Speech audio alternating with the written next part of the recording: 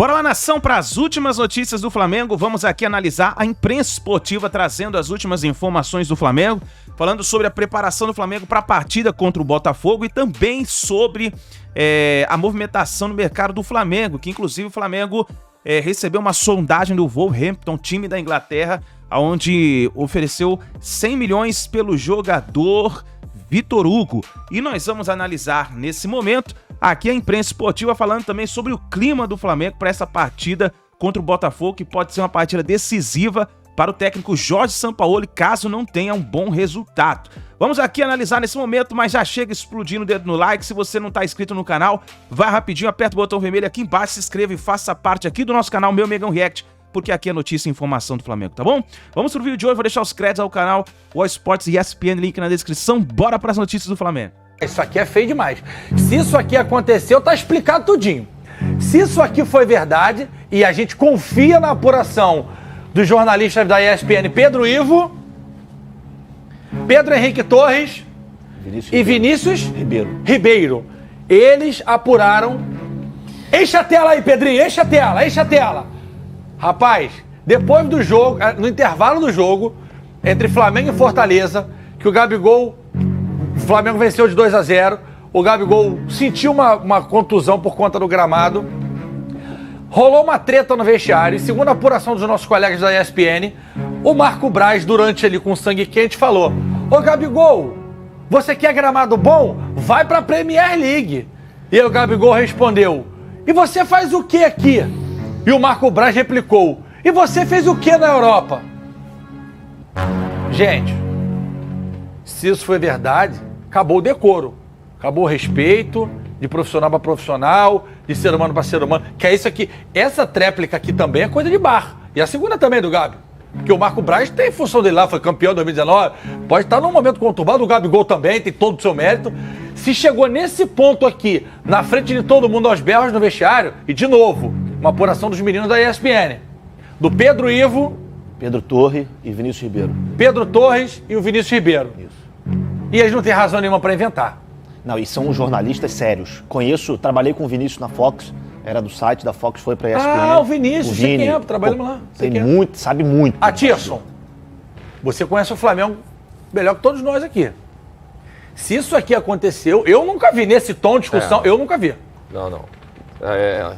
É lamentável, né? Se realmente aconteceu, porque o clima já não tá bom. Porque quando você tem uma pergunta, né, que foi do Gabigol criticando em relação ao gramado, e vem o teu principal executivo e te dá uma resposta dessa, ele também não está satisfeito com o próprio jogador que ele próprio comprou. E aí começa a ter uma treta que não tem necessidade nenhuma. E aí quem está saindo maior prejudicado de tudo isso é o Flamengo. E aí cadê os demais membros, né? Que aí você tem um superior, você tem quem vem presidente, você vai abaixando ali, o vice-presidente, executivo, e aí até chegar no roupeiro. Cadê eles? Porque se você está vendo um ambiente, isso não é de... faz o quê? Uns 3, 4 meses atrás? Já tem mais ou menos tempo. Isso. Então aí você vai pegando a história... 1º de julho. 1º de julho, então. 2 meses. Amanhã já é 3 meses. Amanhã já é setembro. Então quer dizer, você já até aí começa a ver o rendimento do próprio time. Você vendo que não está tendo, um diretor com pé firme ali, acompanhando o dia a dia. Porque você vai vendo outras tretas. O próprio Pedro lá com aquele soco, não é de um dia para o outro, o cara vai resolver te dar um soco. Matias, tu já viu tartaruga, tu já viu cachorro subir em árvore? É, complicado. Se tá lá é que alguém colocou. Complicado. Quando o Gabigol curte aquela postagem, ele pode até descurtir, mas ele sabia que se ele curtisse, o povo ia ver. Quando fala, tem que cobrar da diretoria. É claro que o amor acabou. Sim. Você lembra? Desculpa. Não, pode seguir, eu já falei, acho que queria só, bom eu ouvir também a sua opinião, que é só relembrar uma frase, aqui a gente do Rio, principalmente, a gente lembra muito bem. Eurico Miranda, quando ele volta ao Vasco nessa última passagem dele, ele diz uma frase: "O respeito voltou." No caso do Flamengo o respeito acabou. Porque não existe mais. É soco na cara, é curtida de foto, é isso aí. E não é de hoje, não. Não é de hoje, não. Não é de hoje que aqui nesse programa eu falo que o Flamengo não tem comando. Quem é que comanda o vestiário do Flamengo? Ninguém sabe. O Juan tá lá, máximo respeito por tudo que ele fez na carreira dele. Fabinho tá lá, máximo respeito pela... E não dão autonomia para eles. O que eles podem fazer? A pergunta é essa, o que eles podem fazer? Porque a gente não sabe, a diretoria não sabe, pelo jeito também não sabe, eles também não sabem, e aí você fica... O soldado é bom de grupo, Juan também. Você fica num ambiente que todo mundo acha que manda, mas no final das contas ninguém manda. Que te mandou uma resposta, você que sempre tenta ali uma resposta do Rodolfo Landim, e ele bancou, né? Porque estava tendo boato de que ia trocar, poderia chegar um novo diretor de futebol, e ele te deu a resposta exclusiva, né, Mauro? Ontem cresceram aí os rumores de que o Marcos Braz poderia sair, que iriam contratar um novo diretor executivo, e ele disse que não, que nem está pensando nisso. Então, repeliu aí qualquer possibilidade de mudança, né? Não significa que isso não possa acontecer mais adiante, né? Talvez para o ano que vem, enfim, mas pelo jeito, por enquanto, não vai mudar nada. Não vai mudar nada. Eu acho mais fácil ele mudar de ideia com relação ao técnico e, dependendo do resultado de sábado no jogo Botafogo e Flamengo, ele abrir mão do Sampaoli do que ele fazer uma mudança estrutural no departamento de futebol. Pela questão política também, o Marcos Braz tem um cargo que é um cargo político, é um dirigente estatutário, não é um profissional contratado. E daqui a um ano e pouco tem uma eleição. Então, acho que tem esse contexto que não pode ser ignorado, né? Não estou aqui justificando nada, só estou tentando traduzir o momento, mas ele negou veementemente, falou, nem se pensou nisso, foi a resposta dele. Ou seja, pelo jeito, não vai mudar nada na estrutura do departamento de futebol do Flamengo, que precisa de mudança, sim. Não sei se no meio do ano, no meio da temporada vai resolver, até porque eu acho que não... Eu falo sempre isso, não adianta tirar o Marcos Braz e colocar o Braz Marcos. Magrinho, né? Um cara com o nome dele invertido e magro, ele é gordinho, o cara magrinho, não adianta nada. Se for o mesmo cara, um dirigente que é um cara que tem uma profissão, um é vereador, o outro pode ser empresário, pode ser médico, pode ser jornalista, não importa a profissão, mas tá ali, mas não adianta, você tem que ter um cara de frente, um diretor executivo com um viés técnico capaz de discutir aspectos do jogo com a comissão técnica, que é um profissional que no Brasil desconheço que exista. Todos os diretores executivos que a gente vê nos grandes clubes são caras de mercado, para contratar jogador. Eu estou falando de um cara que faça esse trabalho com mais amplitude, ou seja, alguém que, por exemplo, aquela coisa, o técnico chega e fala, eu quero contratar fulano de tal. Por que você quer contratar? Por tal característica, assim. Ah, Sérgio, mas nós temos aqui 3 jogadores que fazem isso. Por que você quer contratar esse cara? Não, porque tem isso, sabe, o técnico tem que ter alguém que converse com ele, que convença. Agora mesmo, o São Paulo queria o Alan de qualquer maneira, né? Queria o Alan, o Flamengo foi lá e fez um esforço danado, o Atlético fez jogo duro para vender, vendeu. Não foi barato. Aí ele escala o Thiago Maia, que está numa temporada muito fraca. Vai entender. Não queria tanto que esse cara, por que joga o outro? Não foi uma vez só, não, já mais de uma partida. É estranho. Agora, alguém ali tem esse perfil para discutir essas coisas com o técnico? Eu acho que não. Então, assim, uma mudança tem que ser uma mudança mais profunda e alguém com capacidade para passar um pente fino no departamento e identificar todos os pontos que precisam de mudança para que as coisas melhorem. Mas talvez, né, se o Marcos Braz permaneça, ele que é vice de futebol e que é político, é um cargo político nitidamente, porque o Landim diz que não vai tirar ele enquanto ele estiver no mandato, ele não vai sair, mas que troque o Bruno Spindel. Pode ser também. E traz um especialista maior em futebol para a direção de futebol. A questão, assim, o Marcos Braz tem um desgaste muito grande, né? Eu acho que esse é o ponto. Ele está bem desgastado porque ele é o cara que está à frente do futebol, as coisas vão mal. Então, troca de técnico, contratações e tal. Então, tem um desgaste muito grande. Eu acho que é difícil que a torcida volte a vê-lo com bons olhos, como já viu, por exemplo, 2019, 2020, ali, que o Flamengo foi campeão, ele foi muito elogiado e tudo mais. Outro assunto que também ganhou muito destaque essa semana, que ressuscitaram esse assunto, foi o problema dele com o Gabigol, né?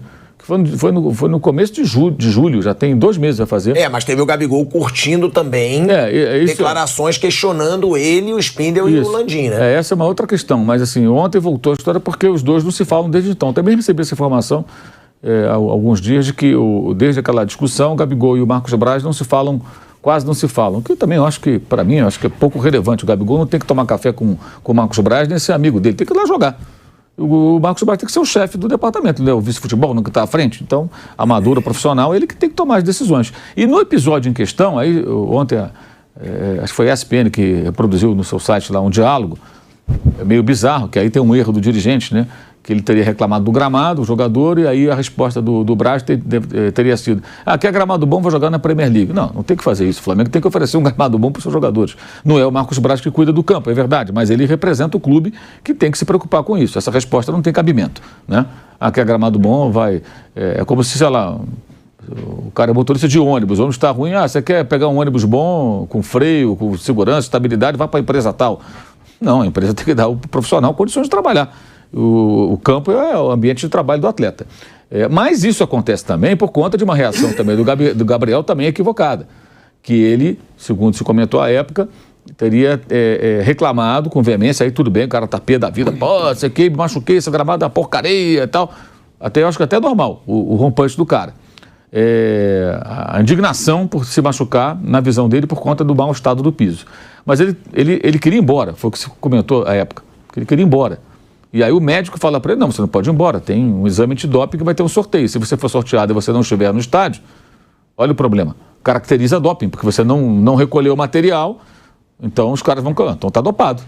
Aí você vai ter que recorrer, pode ficar um tempão sem jogar, você tem que ficar aí. E além disso, o jogador que sai machucado ou substituído tem, na minha visão, a obrigação de permanecer ao lado dos colegas, acompanhando o jogo. Se ele estiver machucado, não puder ficar no banco lá, tiver que fazer um tratamento com alguém da equipe lá, da equipe médica e tudo mais, que ele fica no vestiário com a televisão ali e tal, vendo o jogo, mas está no estádio, está fazendo tratamento, aqui é mais adequado, não tem problema nenhum. Tem que botar o cara no gelo, enfim, mas o ideal é que o cara fique até o final. Os caras estão jogando, você vai embora, né? Não tem sentido. E aí o Marcos Braz teria feito essa intervenção. Não, você não pode ir embora, e eles discutiram. Então acho que aí os dois estão errados. O jogador não pode querer ir embora no meio do jogo, está errado, e o dirigente não pode falar para ele que se ele quiser gramado bom, que vai jogar na Premier League. Aí, o que você fez na Europa, bate-boca e tudo. Acho que isso mostra assim, o desmando, né? O jogador não respeita a hierarquia, grande demais, o dirigente não sabe também como se posicionar, porque não é assim que tem que se posicionar. Era muito simples. Gabriel, você é funcionário do Flamengo, você se machucou, o problema do gramado, a gente pode levar isso adiante, evidentemente, você tem até dose de razão se você de fato se machucou com o gramado, mas sua obrigação é ficar aí, fazer um tratamento imediatamente com o médico, com a equipe médica e esperar o final do jogo, acompanhar o final do jogo. Seus colegas estão lá jogando ainda, estavam voltando para o segundo tempo, isso foi no intervalo. Os jogadores já estariam retornando quando houve essa discussão. Mas, sinceramente, eu acho que isso, muito mais importante do que a discussão dos dois, ou quem tem razão, eu acho que nenhum dos dois tem razão, é como isso ilustra o desmando no departamento de futebol. Que é o desmando. Assim, é uma coisa que é bem solta demais. Solta demais. Agora, para um cara chegar e pôr ordem na casa, tem que ter respaldo. Aí eu vou lembrar que o Paulo Souza chegou com essa missão de mudar tudo. Não teve respaldo. O próprio Sampaoli, Mauro, deve ter chegado com esse respaldo também. Então, vamos lá. O Paulo Souza, por que ele bateu de frente daquela maneira com o Diego Alves, que eu acho até que ele faltou de habilidade para aquilo? Porque ele achou que ele tinha tamanho para isso. Aí teve uma reunião dos dirigentes, o técnico, e foram 5 jogadores. 4 além do jogador com o qual ele discutiu. Que estranho, né? Quer dizer, olha, eu falo que é uma panela. Comissão, né? É uma comissão. Então, assim, o cara trabalha numa empresa, aí ele tem uma discussão, mas o gerente discutiu com um funcionário que é subalterno a ele. Tiveram uma discussão. Aí vai lá pro diretor. Vamos conversar com o diretor, né? O diretor chama na sala, que tal? Gerente, funcionário. Eu sou o diretor. O que é que aconteceu? Vamos resolver aqui. Aí o funcionário chega com mais 4. Isso não existe. 4 colegas para ajudá-lo a defendê-lo. Para quê? Para ferrar o gerente? É esse o objetivo? Pergunto eu. Porque aí virou um embate. Ou alguém acha que os jogadores foram para apoiar o Paulo Souza. Não tem sentido. Evidente que não. E já mostra que já desde então era uma grande zona. E o Sampaoli já se livrou de alguns jogadores. Ele teve respaldo no primeiro momento lá, com a questão lá do Marinho e tudo mais. Mas depois se perdeu por completo também, né? Especialmente pelo mau relacionamento com os jogadores. O episódio do Pedro ele foi extremamente infeliz. Primeiro porque ele postou no dia seguinte, na sua conta no Instagram, um texto meio que colocando o agressor e o agredido, o Pablo Fernandes, seu ex-companheiro, preparador físico, e o Pedro, jogador do Flamengo, que foi agredido quase que no mesmo patamar ali, né? Temos que ajudar os dois. Não é isso. Ali já foi um tremendo gol contra. E depois, pela demora, levou semanas para conversar com o atleta quando ele voltou, e era necessário. Até porque o Pedro também publica na rede social aquela coisa de pressão psicológica, covardia psicológica, algo assim. Então já era para ter conversado antes. Então o Sampaoli também cometeu muitos erros. Então, assim, se o pessoal falar, profissionalizar o departamento. O cara que chegar, ele tem que ter tamanho para peitar qualquer um, gente. Contratou lá o João da Silva dos Santos, veio lá de Portugal, o cara, o melhor gestor esportivo que tem na Europa. O cara chega no Flamengo para tomar conta. Aí o Gabigol chega no vestiário e fala que vai embora, que se machucou no gramado. O que esse cara faz? Faz um cafuné? Ou vai para cima do Gabriel? Alguém vai bancar esse cara? Senão ele vai espirrar também. Não vai mudar nunca. Aí na dividida. Vai mudar nunca. Aí na dividida a direção fica com o jogador. Exato. E o treinador contratado para isso que você falou vai para terapia. Ele falou, poxa, mas faz uma semana vocês falaram que eu podia resolver a coisa aqui. O grande problema do Flamengo é a falta de gestão. É a falta de pulso da diretoria do Flamengo. E aí tem uma outra questão. E essa situação, Mauro, que você falou do Marcos Braz e Gabigol, ela se acentuou com certeza nessa curtida do Gabigol, porque isso eu até falei com pessoas de dentro do Flamengo, como que isso caiu. É lógico que o Marcos Braz e o Landim não gostaram do Gabigol curtir, porque tinha um negócio.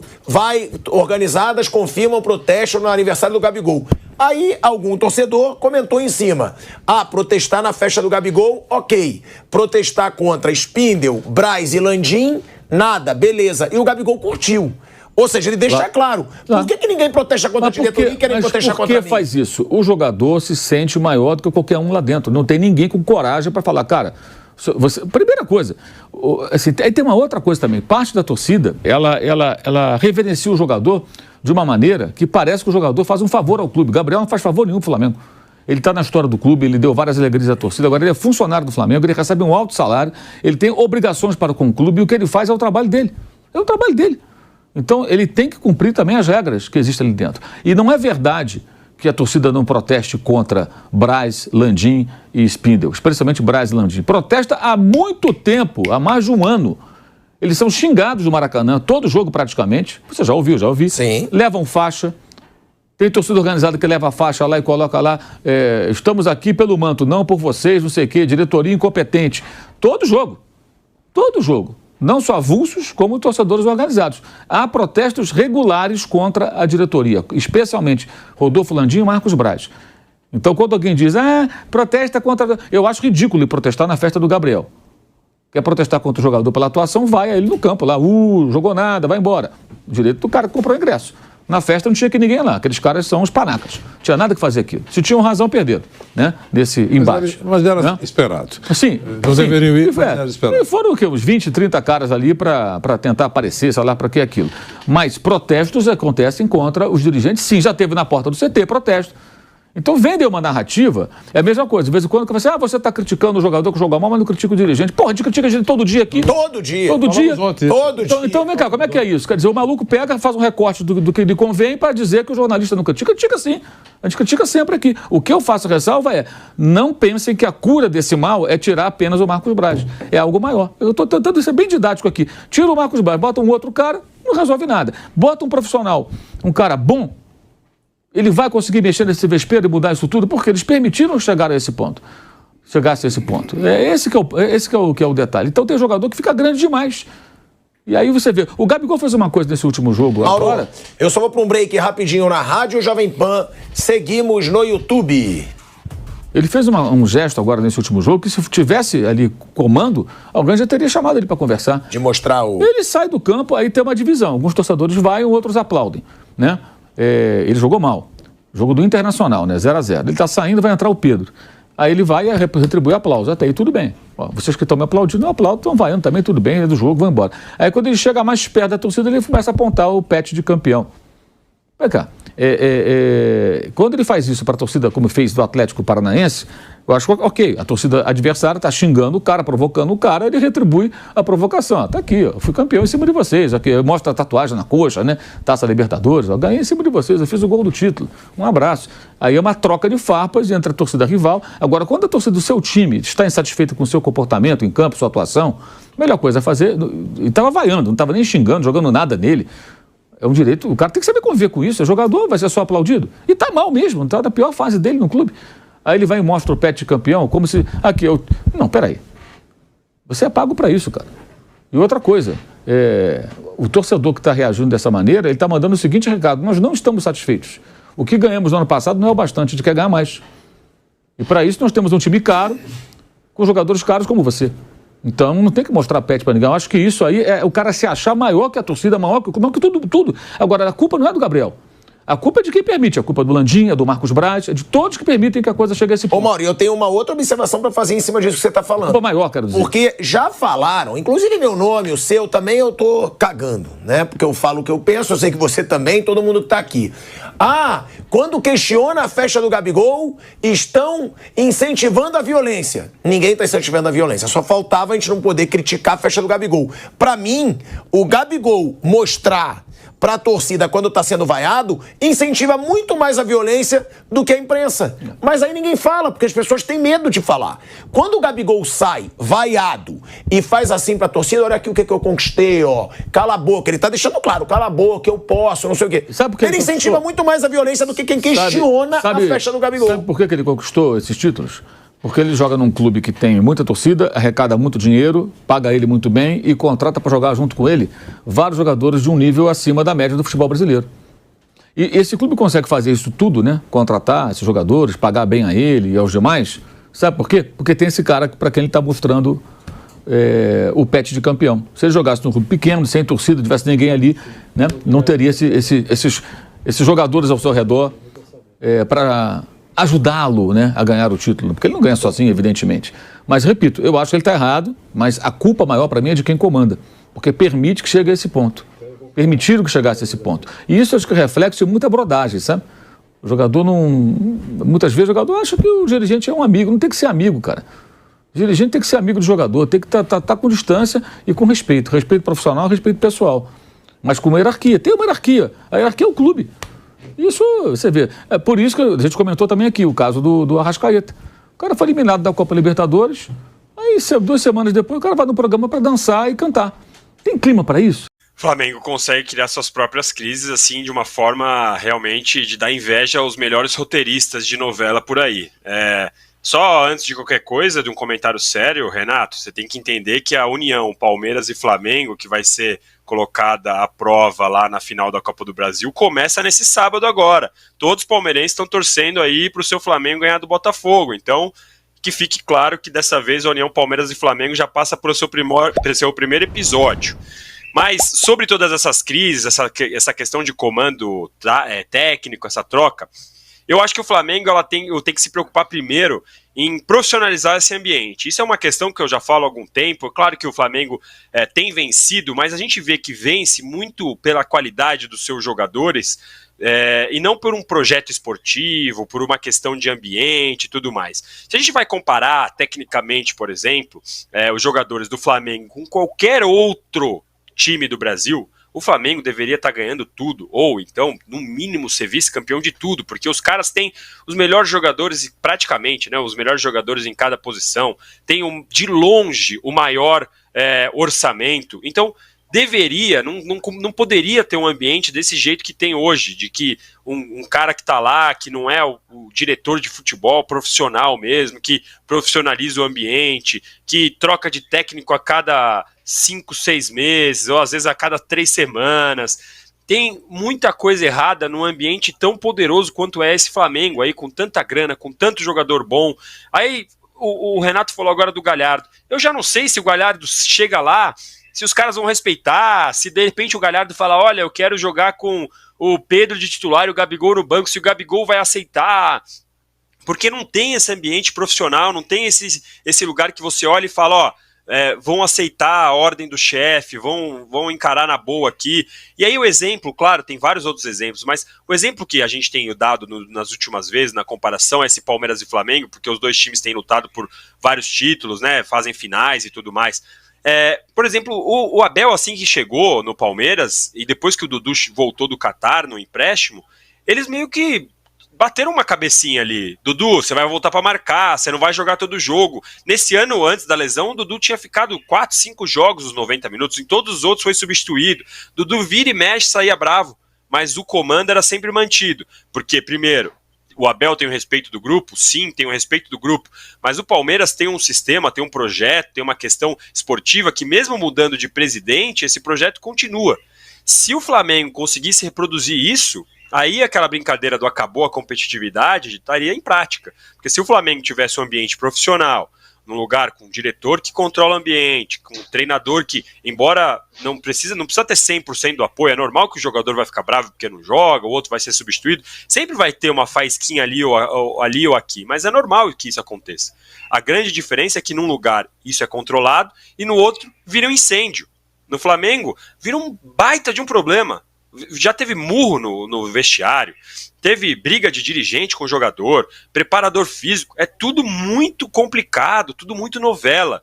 Enquanto isso, no Palmeiras a gente vê um lugar que pode ter as briguinhas, pode ter os atritos, mas tudo sempre ali dentro de um caminho, de um projeto esportivo, que às vezes nem sempre dá resultado. Quantas vezes a gente não critica o Palmeiras por falta de reforço, por alguma falta de variação tática ou tudo mais, mas a gente vê um norte, a gente vê um projeto, coisa que a gente não vê no Flamengo. Você citou o exemplo do Dudu, que é muito bom, porque ele foi sacrificado individualmente em prol do coletivo do time, né? Isso é interessante de ver. Deixa eu ver a galera comentando aqui, o Cristiano Nascimento nunca viu um time vencedor ser tão fraco internamente. Galera comentando aqui também. E o Pedro Eduardo diz que fala aqui do Fluminense, o Humberto aqui diz que é mais fácil ganhar na Mega Sena do que esse time ganhar do Botafogo. E o Devin diz que eu deveria ser efetivado junto com a Doma. É isso aí, vamos todo mundo fazer esse programa aqui. Deixa os chefes lerem. A Luísa tá em autocampanha aí, hein? Não, cuidado, eu tô fazendo campanha aqui. Pros chefes. Chefes, vem aqui. E quero que vocês peçam likes. Renato, peça likes aí, por favor. Likes aí, ó. Se você quer a demissão do Sampaoli, like! Agora vai explodir. Aliás, o Landim, com aquela cara dele de granfina de narinas do cadáver, do Nelson Rodrigues, aquela que entra no Maracanã e pergunta quem é a bola, ele deu declarações dizendo que nada muda e nada está sendo pensado. Trocou WhatsApps com o Mauro César, pelo menos pelo que eu estou vendo no Twitter aqui. Vamos esperar para ver se o Mauro César vai escrever essa coluna confirmando isso. Mas a verdade é a seguinte, imagina, ele foi lá e deu respaldo ao Sampaoli. Eu já falei isso aqui, vou repetir, né? Respaldado hoje em dia é o velho prestigiado, da minha época de repórter. Quando o dirigente dizia que o técnico estava prestigiado, estava na porta para levar um pé na bunda. E o Sampaoli, se perder do Botafogo, principalmente se perder feio, ele não decide a Copa do Brasil pelo Flamengo. Tá, então, nação, as últimas informações do Flamengo são essa daí. Vamos ver o que vai acontecer. Inclusive, eu gostaria que você já escrevesse nos comentários o seu palpite para Botafogo e Flamengo, a partida que vai acontecer nesse sábado. E o Flamengo recebeu a sondagem do Wolverhampton, uma proposta milionária de mais de 100 milhões de reais pelo jogador Vitor Hugo. Vamos ver se vai se concretizar, mas o Flamengo não vai vender o jogador nesse momento, porque considera o jogador como uma peça essencial e também, por esse valor, o Flamengo também não venderá. O Flamengo quer mais dinheiro na mesa caso o Wolverhampton queira comprar o jogador. Então é isso daí, nação. Deixa o like, inscreva no canal, ative o sino das notificações e a gente se vê no próximo vídeo.